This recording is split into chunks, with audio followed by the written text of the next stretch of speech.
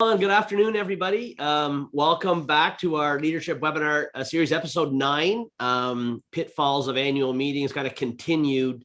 My name is Craig Vaughn. I'm the president of Castle Group, and I'll be hosting this afternoon. As per our normal program, we will have a bunch of polling questions for you. We're going to put you back to work this morning. And I think while we introduce the panel and they introduce themselves, Marinez, if you could post the first poll question just to find out what type of community everybody's living in and who we have on the webinar this afternoon. Guys, it's annual election season. We talked 2 weeks ago. We had our first webinar on the pitfalls of annual meetings.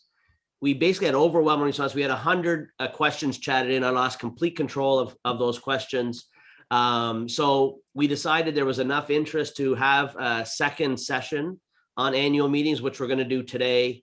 I went through the 100 chatted in questions. I went through the 300 questions submitted by our registrants. So I think we are going to have a robust discussion this afternoon on annual meetings and elections again. I want to welcome back to our group, Jeff and Michael, and of course, returning guest Spencer Hennings, Florida's ombudsman, all of whom will be here to guide us today. Just as a reminder, Jeff and Michael are not here to give you specific advice regarding your association, but rather just to give their opinions on the issues that we're talking about. So, Michael, we're going to lead off with you, a quick introduction, if you don't mind, of yourself and the firm, and then Jeff, and then we'll have Spencer chime in. So, Michael, go ahead. Your floor. Thank you. Good afternoon, Craig, Spencer, Jeff, everybody. It's good to be back. We'll make this quick. Hopefully, I'm sure there's a lot of you who've been on these webinars with us. Maybe for anybody new, just a quick one. Jeff and I are members of K. Bender Rembaum. We are a community association law firm. That is our primary practice. We represent over 1,400 communities throughout the state of Florida, with offices in Hillsborough County, Palm Beach Gardens, and Pompano Beach, with by appointment in Miami-Dade. So we do cover most of the state. 19 lawyers, 9 of whom are board certified specialists in this area, and we handle all aspects of community association representation. As Craig mentioned, today is for informational purposes only, but should you need new counsel or additional counsel, happy to help. We do a lot of publications, we do a lot of education, and our website, kbrlegal.com, you can get all that info. Thanks, Craig. Great. Jeff? Perfect. Good morning, everybody. Nice to meet you. You are perfect, Jeff. And then Spencer, can you tell us a little bit about yourself and your role as the ombudsman and what you and your team do? Yeah, of course. And first off, thanks for inviting me back. I also have had a lot of people reach out to me and email my office saying they really enjoyed the first episode that we did together. So happy to be back. As you know, my name is Spencer Hennings. I'm the state of Florida's condominium ombudsman. I was appointed by the governor in July of 2020. And my office sort of functions as a neutral resource for our state's condo owners and board members, managers, and attorneys. Our main office is in Fort Lauderdale. We have an office in Tallahassee, and I have a satellite office in Sunny Isles Beach as well. I have 7 full-time staff members that are fantastic. And I have another 20 independent contractors that I call on to conduct condo elections throughout the state. So in short, my office provides election monitoring for condos, and this is condos only that I can assist with, 718 condos. We do election monitoring, we do dispute resolution, and I sort of function as a voluntary mediator.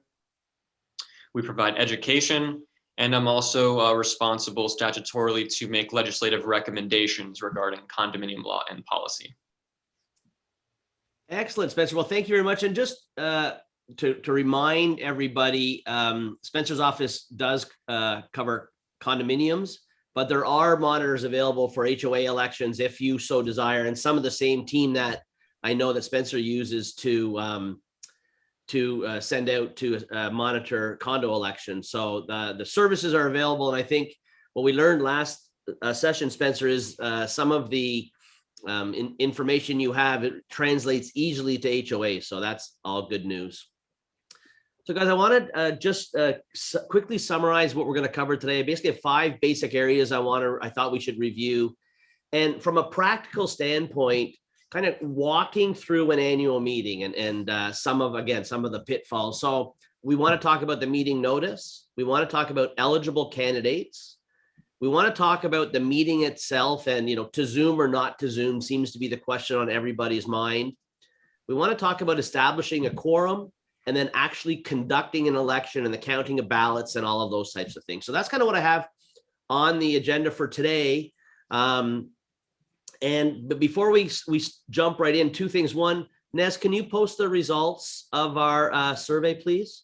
What type of communities do you live in? So we've got about 38% HOAs and 62% condos and co-ops. Spencer, for your benefit, 58% of those are condos. So kind of our normal audience, which is great, and a diverse group, which is fantastic. And let's jump into the discussion today. First, though, the emergency order. We're still under emergency order as declared by the governor. It's set to expire the end of February. We have previously said on this webinar, we will, as the time comes closer, talk to you all about, what the impact of the lifting of the order will be on your association. So that may be getting close. Our next webinar is the 17th. We're probably not there yet, but certainly as that time approaches, we'll address that issue. I want to jump in right away to the meetings. We typically run out of time, so I want to get right into the core of the agenda today. And the first thing is a couple of easy lifts. Let's start with the meeting notice. And Michael, I'm going to ask you first, does a condominium have to have an annual meeting and election? And then can you remind us of the notice requirements? Sure. I'll do it in a bit of summary fashion. Condominiums are creatures of statute. Chapter 718 has very clear guidelines for the election process, and the Florida Administrative Code, and Spencer could probably quote you 61B dash whatever it is, he can probably tell us what that is, that also offers additional guidance.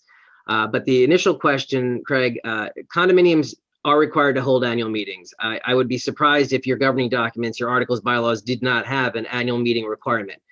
Annual election, maybe not. Almost every client I work with does, but I can tell you that there is the ability to amend your bylaws to not have an election each year. For instance, I had one condominium where they do have 2-year terms for their directors. So they are having an annual meeting in between, but there's no election. But annual meetings, yes, every year. Elections, almost assuredly yes, unless your bylaws specifically provide otherwise. And the notice requirements are that 60, 40, 35, and then 14 to 30 that you may hear. 60 days prior to the date of the annual meeting / election is the requirement for the first notice to go out with the notice of intent to be a candidate if anyone's interested. And that notice should inform them when that candidate intent to be a candidate is due. And that is 40 days. That's the 40 days prior to the election date. And that's a hard and fast 40. Even if it falls on a weekend or a holiday, it's a hard and fast 40, as far as I know. Then the 35 is if that candidate wants to submit an information sheet, single page, 8.5 by 11. They have to do that within 35 days of the election date or within 5 days of when they've submitted their intent to be a candidate. And then once all that package is put together, with minimum 14 days, maximum 34 days prior to the election, the second notice would go out. And again, assuming there's more candidates than there are vacancies, then you'd send that out. Hey, there's an election. You'd send that second notice out with your ballot, with the names listed alphabetically by surname, along with the inner envelope, the outer envelope, which we might get more details into later. And it's minimum 14 days. Your governing documents may require more, so you need to follow what those say. In today's world, and I'm sure we'll be discussing it, closer to 34 is preferred with the mail issues. Good stuff. And then, Jeff, any differences for an HOA? Sure, it's very, very different for an HOA.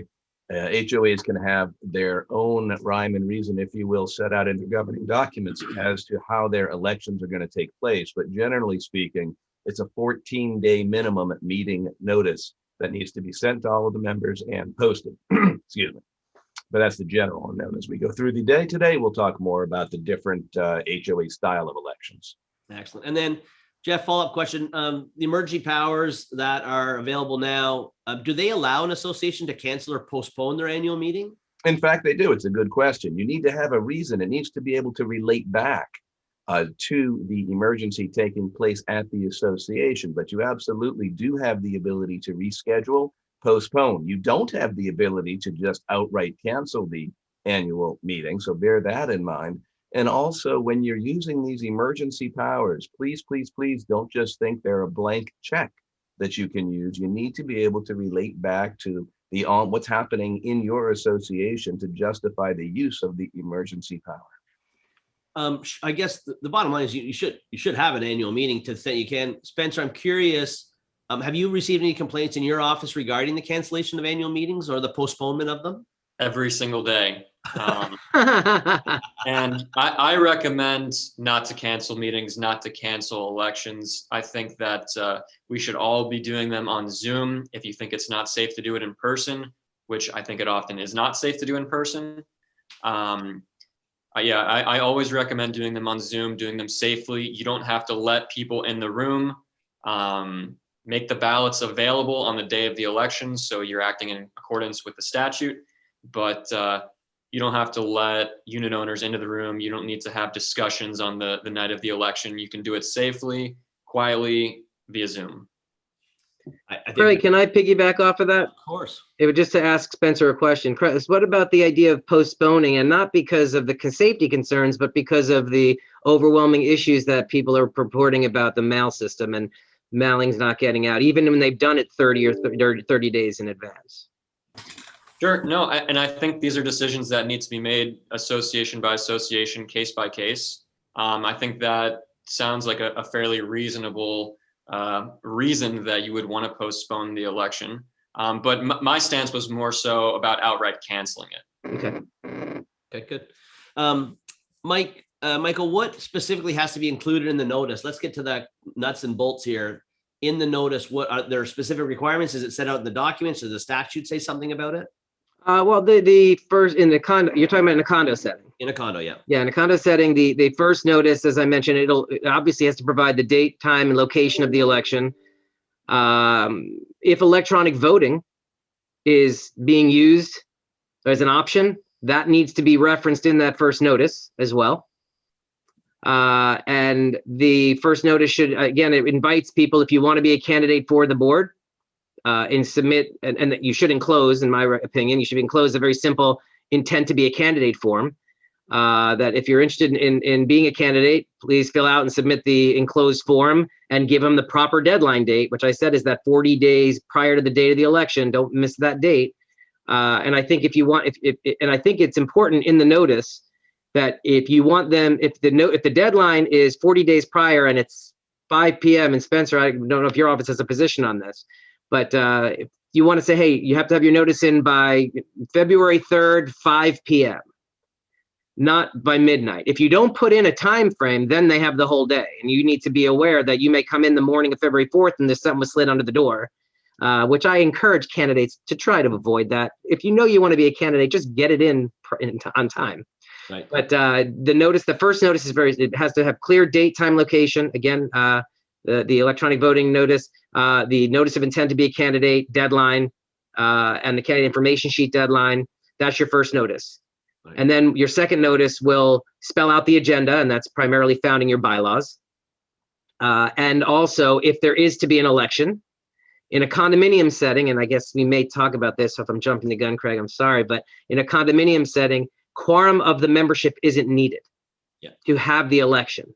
20% of eligible voters need to submit a ballot to have an election. Therefore, in the condo setting, your agenda is election is usually first. You don't have to establish quorum, as in most meetings you establish quorum. Right. You conduct the election first, then you establish quorum to ascertain if you're going to have the rest of your meeting, officer reports, committee reports, new business, all that. So the second notice would spell out the agenda, and if there's to be an election, it'll start with the election, and it'll include instructions on filling out the ballot and filling in the envelopes properly. Should give clear instructions, and then all of that, of course, would be enclosed with the notice. Right. If there's no election, then it would be a simple agenda with no election. You just seat the board. Okay, we're going to talk about the quorum requirements in more detail because there's certainly some confusion around that. Mm-hmm. If in an HOA, is it less complicated? It is far less complicated and far more less statutory driven and far more governing document driven. Right. Right. Different flavors of associations have different styles of election, everything from a modified type condominium election to some very unique notice provisions for the elections and such. Right. And then a quick question: if there's an error in the notice, and we just had a question chatted in, the listing of candidates is out of order, or there's a bio missing, do we have to start over? Well, it depends, condo, HOA, and what the requirements are. And for example, let's say that we're in a condo and we've done the 60-day notice, we're past the 40, right? We know who's running, got the 35, we know whose candidate information sheets we're supposed to have. Now we're at the 14, association mails it out, and they leave out Michael Bender's candidate information form. He's running for the board. What now? That would be a fatal flaw. You Right. need to start over, but you wouldn't go all the way back to the 60-day mark and reopen. You would start again at the 14-day, and you would renotice from the second notice and include all of the candidate information sheets. Don't allow anyone to change anything that was previously submitted past day 35, and then you're good to go there. The HOA could also be the same type situation, depending on whether or not the HOA is voluntarily including candidate information forms or not. But you want to make sure at the end of the day, you're not creating an unfair playing field. Right. Okay, good. Almost common sense, right? Yeah. I know there's lots of regulations, but that is very logical, and sometimes it's not, but that is certainly. Oh, and I want to piggyback on something Michael said too, because Michael, you'll hear from the three of us today, from Spencer, Michael, myself, a little bit of how we do the same thing, but we do it differently to get to the same goal. So where Michael was talking about having the election at the beginning of the condominium meeting, and we don't need to establish the quorum, other associations out there might be establishing that quorum, even though you don't need the quorum for the condo election, so that they will then immediately start conducting business while the election and the tabulations and things are taking place. Right. Lots of ways to slice and dice, and I just didn't want any listeners to get confused that was mandated to go that way. Okay, guys, so that's kind of, the meeting is the kind of first administrative step in the process. The next thing is candidates. I want to be a candidate for the board. I guess the first question is, Michael, in a condo, are there any restrictions on who can run? There are. Oh, you want me to answer? Could you share them? I was trying to limit my words for you. Yeah, this is the first time for everything. Yeah. Yes, there are eligibility requirements to run for the board.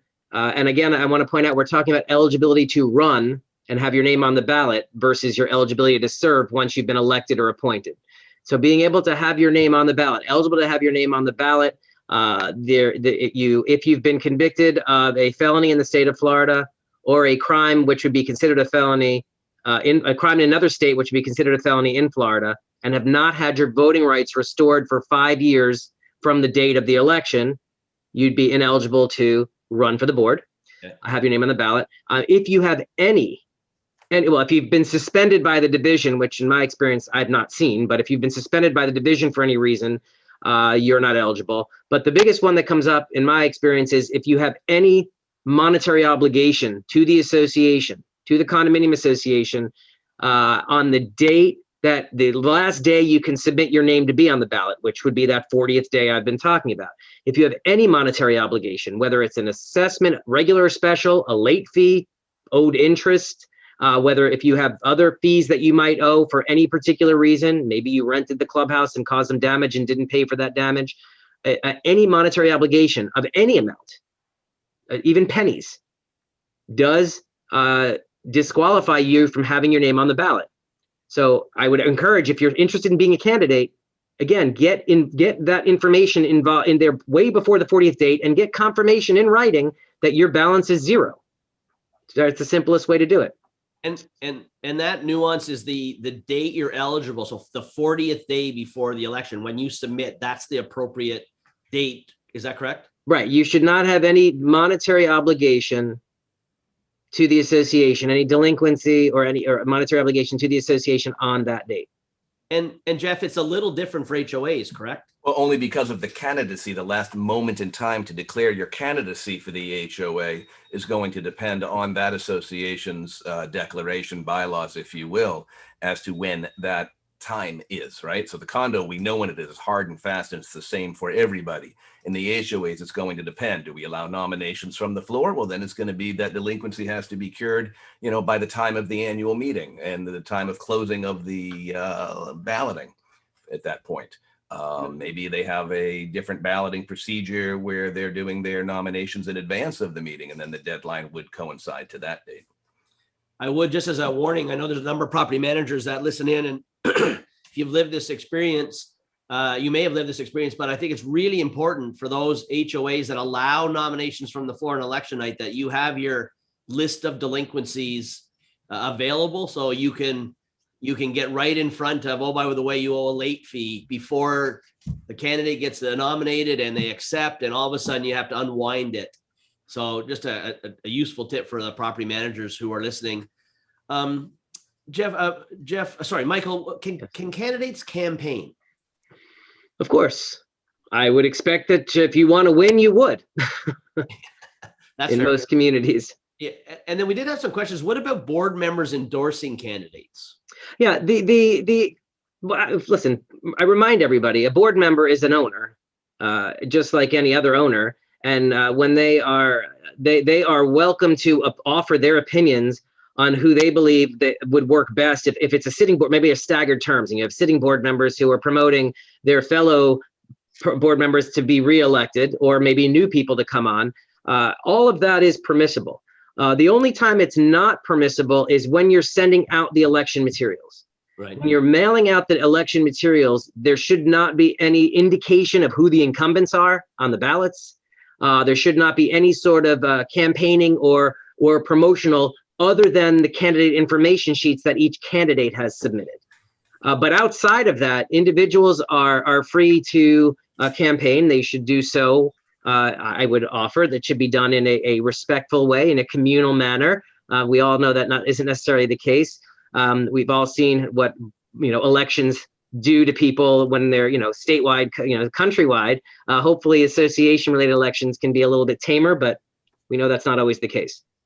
Yeah, Craig, I'll add on to that. I see some pretty questionable campaign materials sometimes, and I would just advise everyone listening to always make sure that you're not going to say something defamatory that could potentially get you sued. That can happen. So these are very impassioned situations. There's a lot of money at stake in people's homes, and the most significant investment they make in their lives. So it's understandable that it gets so passionate at times, but just make sure that you don't say anything that is defamatory. And my other point would be that campaigning is fine, but there is a prohibition in 718 regarding nominating committees. So that's also something to keep in mind. And I would also add on and piggyback to the two of you that a board should be careful. If you have a 3-person board and all 3 people like Joe, you do not want to create the impression that the board itself is taking a position as to who's going to be elected, rather than those 3 people who favor that candidate, because once again, you're creating an argument for an election challenge of creating that unfair playing field. Guys, I don't know that I 100% agree that a board can express their opinion on who they think would work best, or I should say, tout, like if there's a current board member up for election, tout that this particular board member's done these great things for the community, but it should be factual in nature. Using association resources to favor one candidate, I don't think is going to be looked upon very kindly. Yeah, it definitely is not frowned. It's frowned upon by the other members, perhaps, but I don't know. Again, it's definitely a great point, and it's something to communicate with your council if you're considering putting out some kind of letter. And depending on the answer you want, call Michael or call me. No, that's not the case. No, I was just teasing. That was just funny. Guys, we're hosting a bunch of Meet the Candidate Zoom meetings. So I'm curious from our audience, and Ness, can you post poll question number 2?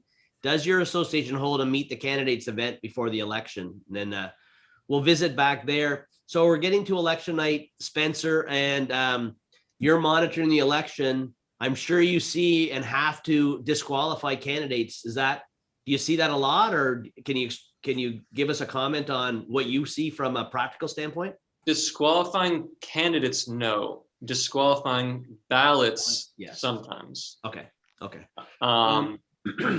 So yeah, there are reasons why ballots would not be eligible or be proper, I should say, such as there's an invalid voting certificate and the association requires a voting certificate. We can talk more about voting certificates if you want.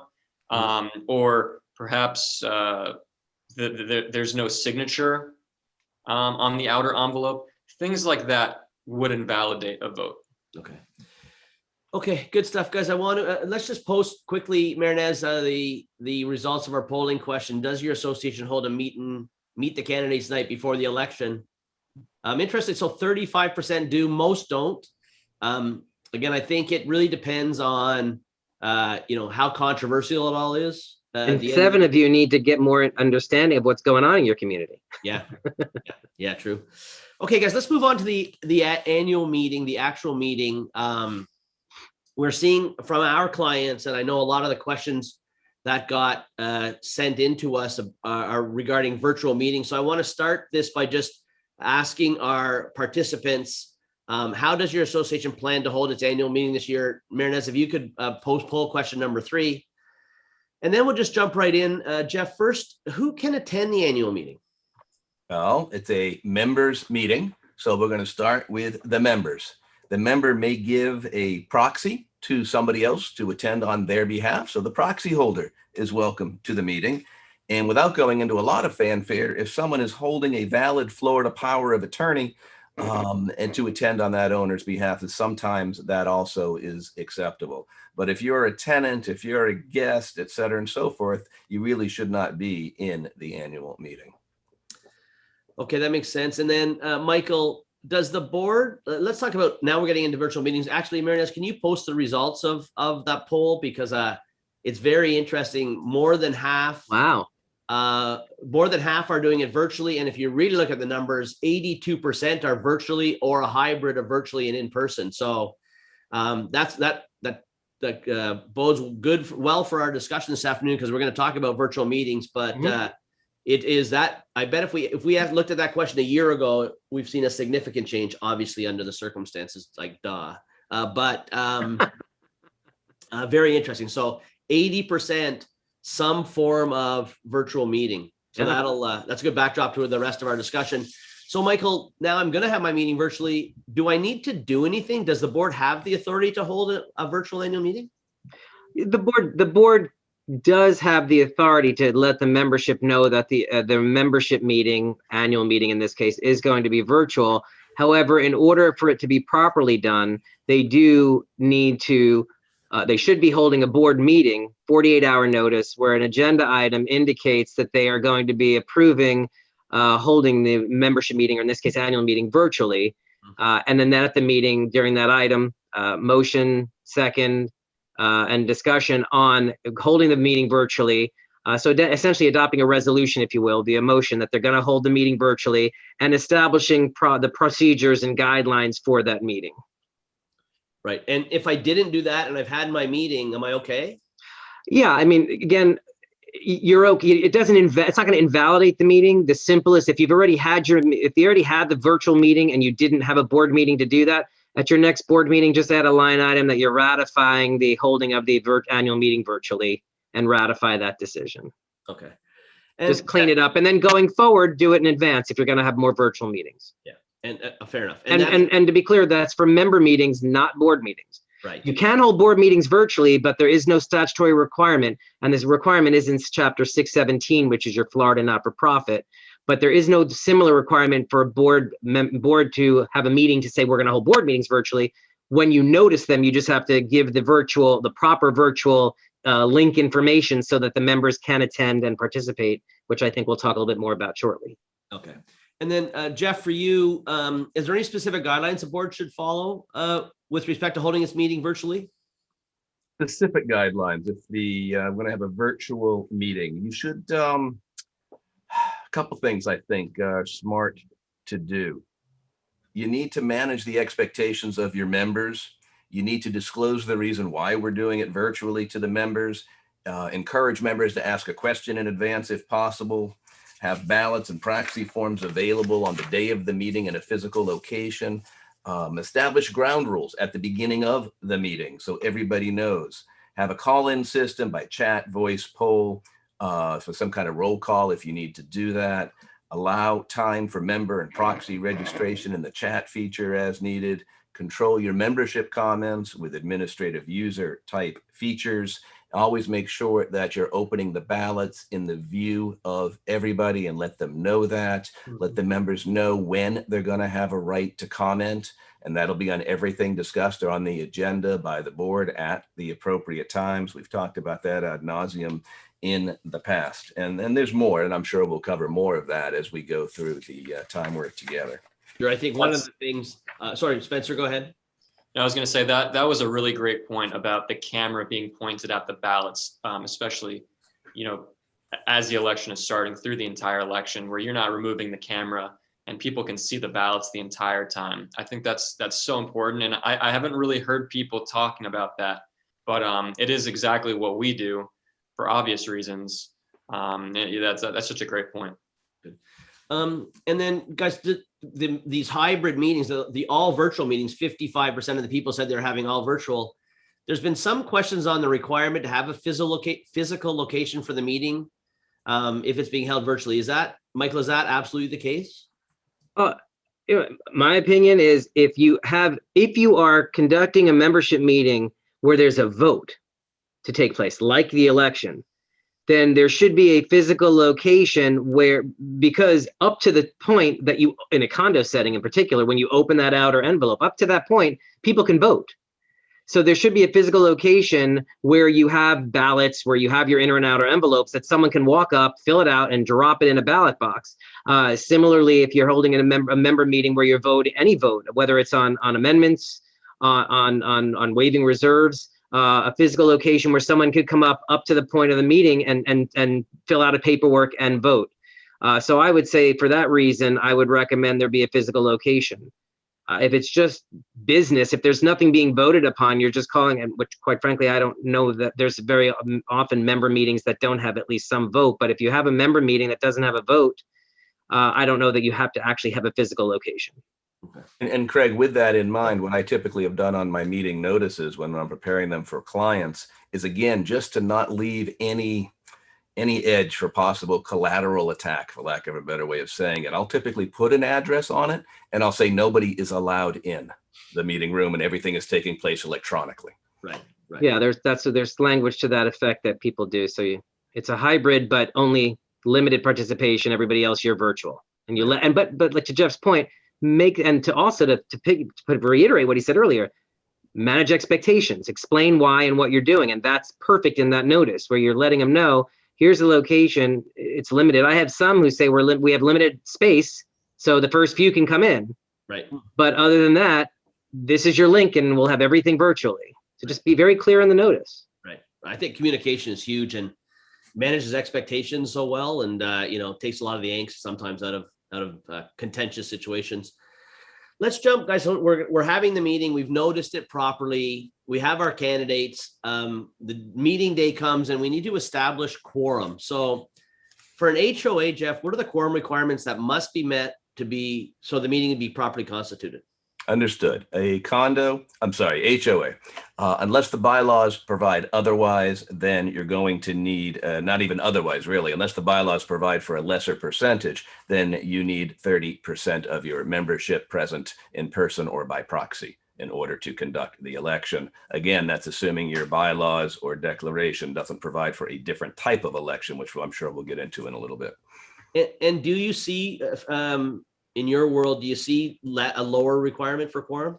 I have only seen it once or twice at most. What I do see creeping up on occasion more and more are HOAs adopting the condo style of election into their governing documents, meaning you wouldn't need a quorum for the election. You simply need 20% of the eligible voters to cast a ballot. Then they're using the absentee balloting process, which would be the inner outer envelope similar to a condo. Right. Well, I think, Michael, that probably answers the question I was going to ask you, which is, are there any differences for a condo?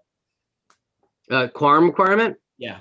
In order to conduct business at a meeting of a condo, it's a majority of the membership unless the bylaws provide for a lower percentage. And to answer your question earlier, yes, we have not several, but we have some condominiums that I've seen the quorum's only a third. Right. I've seen some larger HOAs where they have my community, for example, we only need 100 owners present. out of 1,150, and I don't think they ever get it. But or you don't get it often. But so it does depend on how your documents. But it's a quorum requirement for the membership meeting to be conducted. The election, though, is not required. Does not have a quorum requirement. To be clear, 20% of the eligible voters in the condominium have to submit a ballot in order for you to hold the election. So if you have 100 units and 20 owners who are eligible to vote submit a ballot, and you have only 3 people show up at the meeting, the election will proceed because you have 20% of the owners who voted. But then you will while the election process is ongoing, you basically recess because you're not being able to conduct any official business. You could do a good and welfare if you'd like, or for those 3 people who took the time to come out, but you're not conducting business because you did not establish a majority, 51 in this case, of the owners present in person or by proxy. Right. Okay, and we're going to get into valid elections in a minute, but before I get there, if I am logged into a meeting virtually, do I count toward the quorum requirement? Yes. And how do we? But that's important, and it's a great question. That's important because one of the things you need to be able to do with virtual logins is verify who this person is to be able to essentially mark your owner roster. They're not signing the owner roster per se. So the person, if it's the manager who's handling, or whoever's handling the sign-in sheets, needs to be able to establish who is in the meeting to be able to confirm whether there's quorum or not. It's interesting. If you use Zoom, they have a participant list. So you could literally print the participant list if everybody's logged in with their name and match those up. Right. But that's not always the case. And people sometimes are on a phone number. So you have to ask. Right. Which will delay the start of the meeting, but it is the right process. Sorry, Jeff. No, I'm saying then it gets confusing because you have husbands and wives appearing, both from different phone numbers. So you've got the manager has to be able to figure out with different last names who they are. They go to the same unit and not count them as twice, but only once towards quorum, and all the little wrinkles that go with it. Okay, so we're heading to the election. We're going to talk about the 2 scenarios. We have quorum, we don't, or in a condo, we have a valid election versus we don't. But just so I make sure I understood correctly, and for the benefit of our listeners, I don't need to have a properly constituted meeting to have an election in a condo. I just need 20% of the votes cast. Correct? Eligible voters casting a vote. Okay. In an HOA, Jeff, it's different. I do need to have a properly constituted meeting to have an election, and that is either 30% of the people represented in person or by proxy, or if it's otherwise stated in the documents. Right. If it's correct. Lower percentage. Drop the mic. Finally figured it out. Taken me 2 days. Don't want to throw too much of a wrinkle, Craig, but there is some communities that actually remove the proxy requirement and don't allow it to be proxy at an HOA. Oh, wow. So you really do need to know what your documents say in an HOA. Right. And maybe consider amending them, like Jeff mentioned, maybe considering going to the condo format. It's just so much simpler for elections. I'm not a huge proponent of merging condo and HOA because they're very different, but this one area I think is really smart to consider amending your bylaws and maybe your articles if necessary to have a condo-like election in the HOA setting. It's just going to be so much easier. Right. Okay, guys, so we're down to elections, and one of the, I think, early decisions that our boards have to make is whether they're going to allow e-voting, which is different than having a virtual meeting, by the way. They are 2 separate things. Marinez, can you post a poll? Question number 4, is your association considering e-voting for 2021? And then we'll see where everybody is. But while they're voting, Michael, if an association wants to use e-voting, what do they have to do to lay the groundwork? And I have some practical experience on how much time that takes, but can you take us through technically what a board has to do to be able to have its owners vote electronically? Sure. I mean, I will give you a general overview. Obviously, if you are considering having electronic voting, you want to get with your association attorney and get clear, more detailed guidance, get in writing, and like I said, and have the documentation even prepared to make sure it's all being done. Jeff's pointed out a couple of times very correctly. You want to avoid even giving the opportunity for people to make challenges to these elections. So this is a smart area to be getting with experienced counsel and getting things done right. With e-voting, the statutes currently require a board resolution to approve electronic voting. And that board resolution must be adopted at a board meeting where you are providing 14-day notice to all owners of the meeting. And it has, so much like any other 14-day notice, it's being mailed or hand delivered or if owners have consented, you can send it to them electronically, as well as being posted on the property, in the condominium or on the property. But it's a 14-day notice requirement that you're holding a board meeting to approve a resolution to allow electronic voting. And that will clarify opt-in requirements, like owners have to opt in if they want to they want to vote electronically, what they would need to do to opt out. And obviously, that's pretty much where you start with. Then, of course, the board with their management team should be vetting vendors who are experienced in doing these, and having that contract reviewed by council, getting that in place. The good vendors, then take on a lot of the legwork with regard to the elections. I was actually just at one yesterday morning where it was a condo, by the way, and it's over 200 units, and there were only about there were only about 30 ballots. And I was like, I don't know, we're having an election. And I said, oh, wait, you guys we did electronic voting with you guys, and they had over 100 people vote electronically.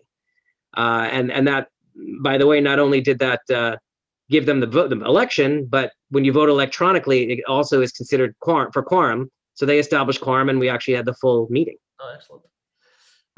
And I would say from a practical standpoint, you do need some time. It's not like your election's on March 15th, and right now you're going to decide to do e-voting. It does take some time to get the vendor sorted out and to get the information to them on the owners from a management company standpoint, or for self-managed associations, get that data to the e-voting platform vendor that you're using. So it does take some time. You probably should give yourself 45 days to get it organized, if that's the decision that you've made. Craig, I would suggest, in order not to drive everybody crazy, you should be giving yourself 3 to 6 months. Oh, that would be, I mean, if your election season, which generally, election season might run through April, you're not doing it for 2021. No, I agree. But if you're talking about the later, like the fall, like if you start in October, November, December, or already had one, start planning now and get it in place to have electronic voting for your election in the fall or the winter, and certainly in place for 2022. I agree. That's my suggestion. You want to be able to run it through. Marinez, will you post the results of poll question number 4? So it looks like, guys, about 35% of the associations represented are going to use e-voting.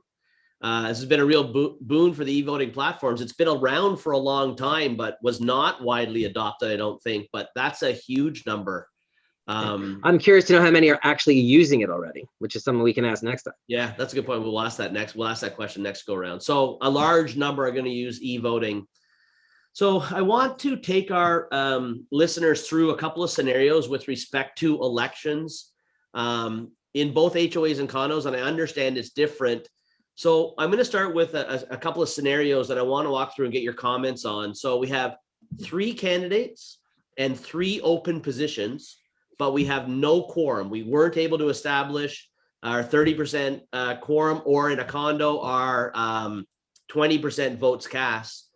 So Jeff, let me ask you, in an HOA, do the candidates running take the open board seats, even though we have not have a properly constituted meeting? Great question. And the question will actually have 2 different answers depending on the facts on the ground. So just for our listeners' sake, you have 3 candidates, 3 open positions for this HOA. It's time for the election to take place. And at the designated meeting, we just don't have a quorum. So does the board roll over or not? And generally speaking, until recently, the question was a no-brainer. Last year's board would roll over and be this year's board, with one exception now. If in fact, nominations from the floor of the meeting itself are not required, and write-in nominations are not permitted, and I'll give you another wrinkle with that, but I want to say it again, nominations from the floor not required and write-in nominations are not permitted, then it's the candidates who put their names in that will be this year's board, rather than the existing board members rolling over. And effective July 1st, 2013, if the election process as set forth in the governing documents allows candidates to be nominated in advance of the meeting, the association is not required to allow nominations at the day of the meeting itself. So bear all that in mind, which is a good reason to have a lawyer at your HOA election, because this can get really confusing really fast. And I hope our listeners grasp that subtle nuance. Remember that if you don't have a quorum, you're then going to look and see if nominations from the floor are not required and write-in nominations are not permitted, then the candidates are going to be seated. But if you don't meet those two conditions, then last year's board rolls over and becomes this year's board. Right. And it's just another reason, by the way, that you should have your HOA articles, bylaws reviewed, and remove the need to nominate from the floor if you do nominations in advance. Yeah. Just don't even raise the question. Because Unless you want the role, unless you want strategically, some HOAs strategically might not want the candidates to be seated. They might want the rollover. So I think that has to be looked at too. Yeah. Well, again, I had this example last night. I had a 400 home community. They do have nominations in advance, and they had the same number of candidates for seats. But unfortunately, and this was done by an amendment, unfortunately, the amendment did also say nominations will also be taken from the floor. So they set it up as a condo, but also the nominations on the floor. As a result, they had no choice but to spend the money to mail out 400 plus ballots with lines and said, hey, by the way, these are the candidates who've submitted their names. We'll take nominations from the floor. So they had to do this whole mailing. And of course, then at the election last night, you had 4 people show up. Yeah. So no quorum, same board. But I think that, so it's something basically to talk to your attorney about and figure out what you want to do as a community. But if you're doing nominations in advance, then you're likely not looking to also want nominations from the floor. And you might want to clean that up just to avoid any confusion in the HOA setting. Right. In the condo setting, though, what happens, Michael?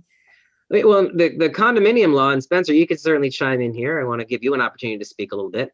But in a condo setting, as far as the election requirement is clear. You need 20% of the eligible voters to submit a ballot. If you don't have 20% of the eligible voters submitting a ballot, you're not having an election.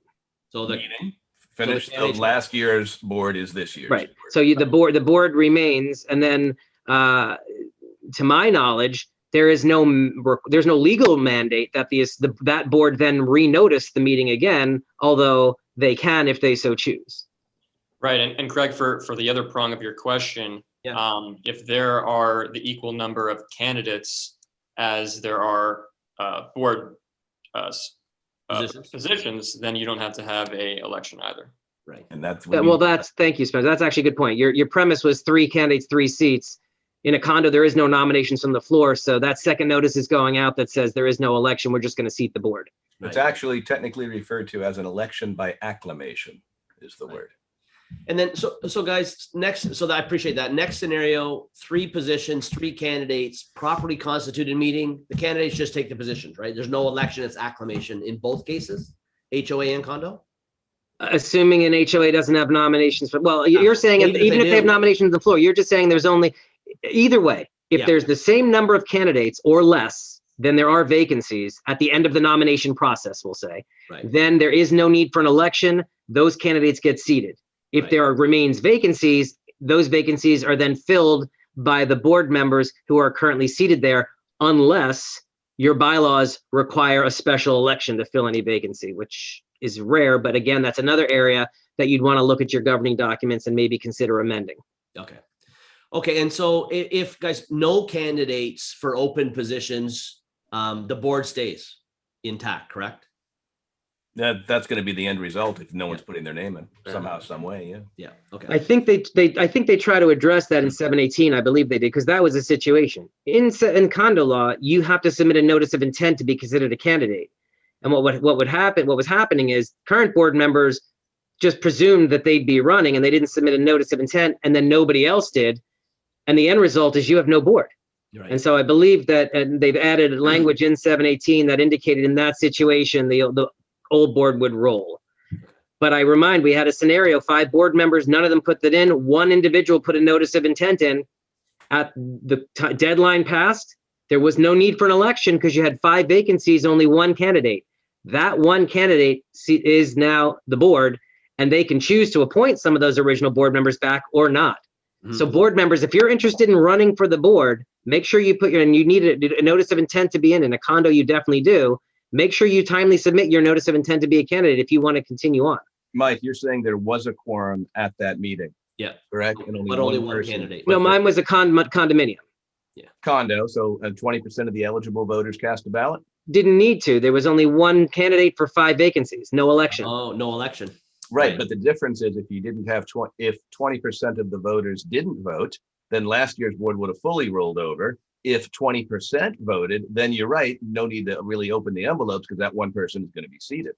And then No. one appoints too. Wait, just so we're clear, Jeff, there would be no ballot mailed out because you only had one name and there were 5 vacancies. Mhm. So they would have just sent out the second notice, no election. We're going to seat Jane Doe and she'll appoint to fill vacancies. Got you.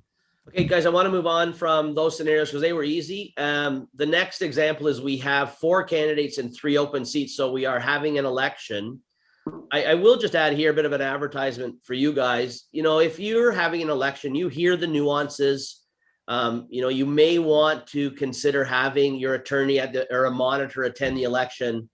You know, the common gripe is, well, we don't want to pay our attorney, but I would say to you, paying your attorney to be there for a couple of hours, especially if they could be there by Zoom now, significantly less than, you know, having to defend an improper election or redo an election because you missed some technicality. So just a kind of advertisement for you guys. Hope you appreciate that. I do want to go down into now we're having an election, and Spencer, we're going to get some feedback from you as well. But Jeff, what happens if we went through the meetings? What's the best practice for counting ballots, and what about monitoring the count? Michael, your thoughts? The best practice for counting, are we well, I guess. Counting ballots. Yeah, I mean, when you're talking, okay, well, there's 2 different approaches, obviously, depending on how the HOA. If I'm assuming that in an HOA, you're talking the condo HOA, you want to talk both? Well, I think it's the best practice. I think because again, you're opening in the condo, you have the outer envelopes, then you have the inner envelopes, and then you have the ballots. In an HOA, you might have that, or you might just have people literally voting at the meeting by ballot and turning ballots in. Right. So, so if you're talking about physically, just hey, how do we count ballots? There's many different ways to do it. My approach, the thing I prefer is I want to get as many volunteers. I'd like the board, their management team to recruit as many volunteer owners who are not running for the board, not related to running for the board, living with anyone running for the board, as the inspectors, if you will, of the election, and to help with the oversight. My role, and I think the role of council at these meetings, is to address legal issues. We talked about whether a ballot envelope should be approved or disregarded, whether the process is being followed. I'm not going to sit and physically count the votes. Sure. Or no one from my office does. But so I think the best practice for counting of ballots is have people who are independent, who are undertaking the tallying, and hopefully that they are. And I am a big proponent of cross-reference. So when you're tallying ballots, there's a couple of ways. I've had people where you have one person counting, one person reading the names, one person tallying, and then they might switch independently and then compare. Or another scenario where you have one person reading and then there's multiple people who are tallying and then you're comparing.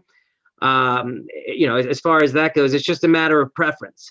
I know that I've been with, you know, when you have an election monitor, they have their own way of being trained in the way they do it. And I've seen where they actually try to put, they look to see voting blocks on ballots, and they'll collect like, oh, this 4 group clearly ran together, and here we have 20 people who voted for this 4, so they'll kind of put those together to expedite the counting. I mean, but most importantly, I just think it's important that you have a good number of volunteers, and that you're cross-reference and you're checking your numbers at the end of the day. And then I have every volunteer sign off on the tally sheets confirming that they agree with the numbers.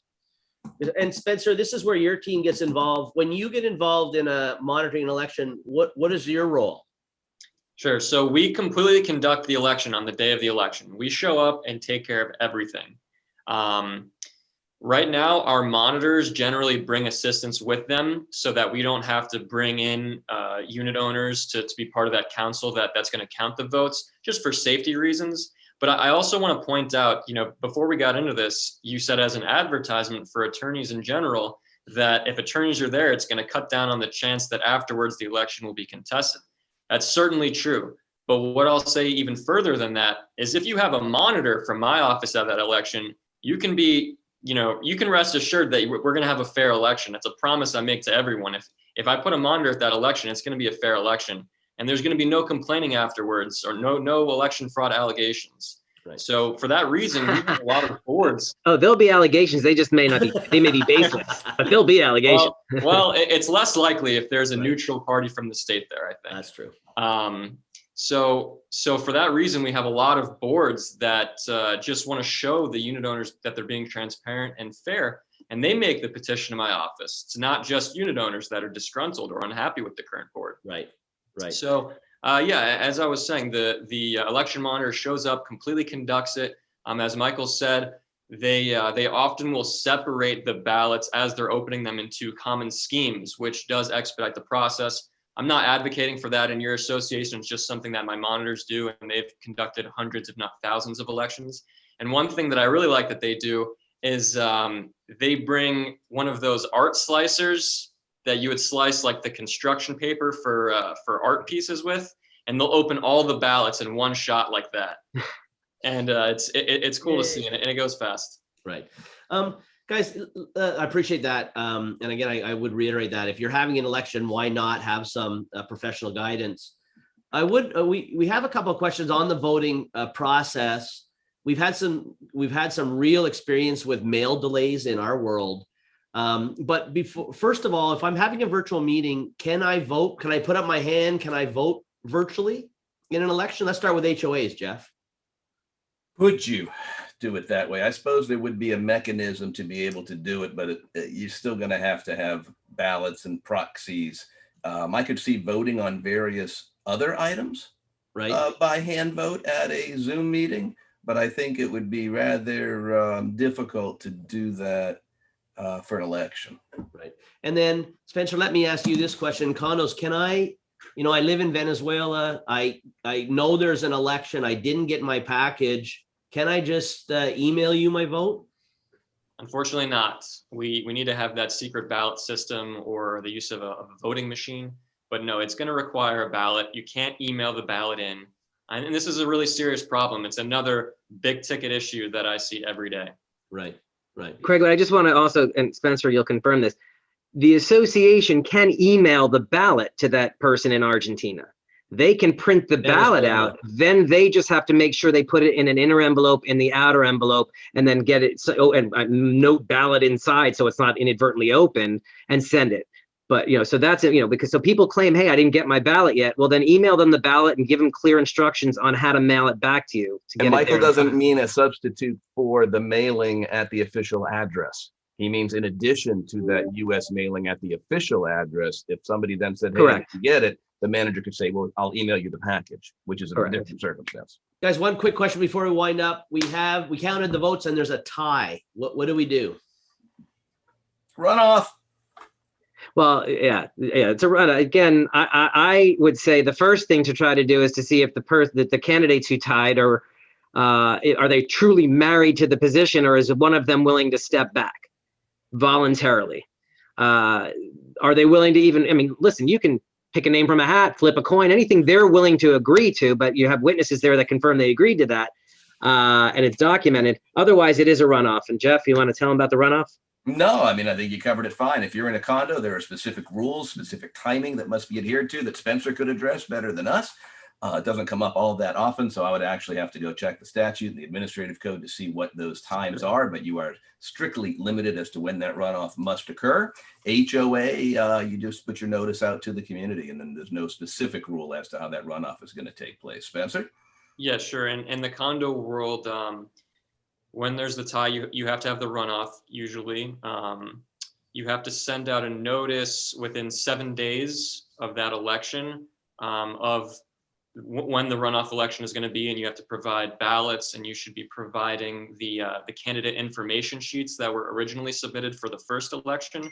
And you have to have that runoff election between 21 and 30 days of that initial election. Right. Holy cow. Spencer, quickly, when your monitors attend, what does it cost? Sure. So there is a cost with the election monitoring. My office does not take a cut. It goes directly to the monitor, who is an independent contractor appointed by my office. And it's a sliding scale. So it starts at a base fee of $250, and it goes up based on how many units you have in your association. So generally I see it anywhere from a few $100s to potentially over $1,000 if you're dealing with an association with hundreds of units. Right. What the statute says is when we appoint a monitor and we have a valid petition to do so, the association is legally required to pay that monitor, and it is split between everyone in the association. Excellent. Okay, guys, well, we took a little extra time. I know that I really appreciate it, and I thought it was a great discussion today. I hope it really helped our participants. Before I wind up, Spencer, you said you had a couple of things on your calendar that you wanted to share? Sure. I have another webinar tonight, actually. This one is hosted by a Sunny Isles Beach commissioner named Dana Goldman. She's a condo lawyer as well. And Senator Pizzo will be joining this, and it's going to be about record inspections. And it will include potential upcoming legislation. So if you're interested in that, which I think it's going to be another really interesting webinar, I've posted about it on my new Facebook page, which I encourage everyone listening to follow. It's the Office of the Florida Condominium Ombudsman. And all the information is there. It's going to be a Zoom meeting. So yeah, I'm looking forward to that as well. It won't be as much fun as this one, but we'll see if we can dial in. Michael and Jeff, what's on your education program these days? We've got a bunch of things going on. Jeff, I'll let you, if you had one to add. I just want to remind everyone, the easiest thing is to go to kbrlegal.com, and we have a whole section on the programs. But with regard to legislation, I will be Thursday in Miami, next Tuesday in West Palm Beach, and then toward the end of the month at the Signature Grand in Broward doing the 2021 legal update, which is basically going over all the legislative changes from 2020. We're also doing virtual classes on guest restrictions, and everyone should be getting the email blasts and should see if they want to attend virtually or come by very safely, masked and everything else. Come by that expo. And then Jeff, you want to add a few other things? Sure. February 4th, that's tomorrow. We have guest restriction courses. And as Michael said, you can go to our website, kbrlegal.com, and sign up. February 4th, guest restrictions. Just going down the list. February 16th, the board certification. February 24th, we're doing a seminar on association collections and foreclosures with Sean Brown and Allison Hertz, and so many more coming up. We're also doing in Palm Beach, this will be new, on the 18th of February for 2 hours, 4 to 6 p.m. Ask the Attorneys. Myself, Peter Mullengarden, and Allison Hertz will be doing that, so stay tuned for information on that. And that's a program, hopefully a lot of you are aware. Robert and I and the firm has done Ask the Attorneys for 12 years, and Jeff has done some up there. And so we're excited to actually bringing them back virtually. So Jeff has said Palm Beach Gardens will be hosting one this month, and we'll be doing more. And those are basically exactly what they sound like. Good. Come on and ask your question. I call it Stump the Attorney. Ask what you want. That was too easy, so you had to change the name. Guys, I want to just say my thank you very much for participating this afternoon. As always, it's a pleasure. Spencer, thank you for joining us again.